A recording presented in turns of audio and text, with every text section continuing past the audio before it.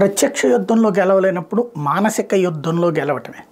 లేదు సినిమాలో డైలాగ్ ఉంటుంది కదా, ఓడిపోయినప్పుడు ఏమనాలి అంటే మేము మనసులో గెలిచామని. అట్లాంటిదే ఇప్పుడు ప్రస్తుతం హమాస్ తీవ్రవాదులు చేస్తుంది. హమాస్ తీవ్రవాదుల నాయకులు పాలస్తీనాలో ఉండడానికి భయపడి పారిపోయారు.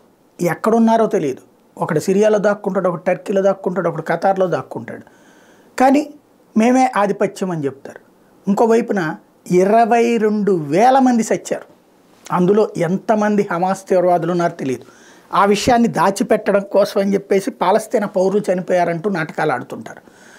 పాలస్తీనాలో ఉన్నటువంటి ప్రభుత్వం వీళ్ళ చెప్పు చేతలో ఉన్నదే కాబట్టి అది అవునవునంటూ సర్టిఫికెట్ ఇచ్చేస్తూ ఉంటుంది.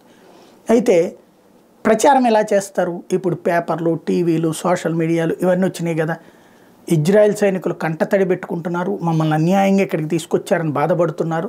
ఆ దృశ్యాలు మాకు కనబడుతున్నాయి. ఇది అబూ ఒబైదా అనేటువంటి వాళ్ళ హమాస్కి సంబంధించినటువంటి అధికార ప్రతినిధి సైకలాజికల్గా, మానసికంగా తమ వాళ్ళని, అంటే పారిపోతున్నా లేదా భయపడిపోతున్న తమ వాళ్ళని చైతన్యపరచడానికి, ప్రపంచానికి అబద్ధాలు చెప్పడానికి వేస్తున్నటువంటి నాటకంతో కూడినటువంటి మాటల జూదం అన్నమాట.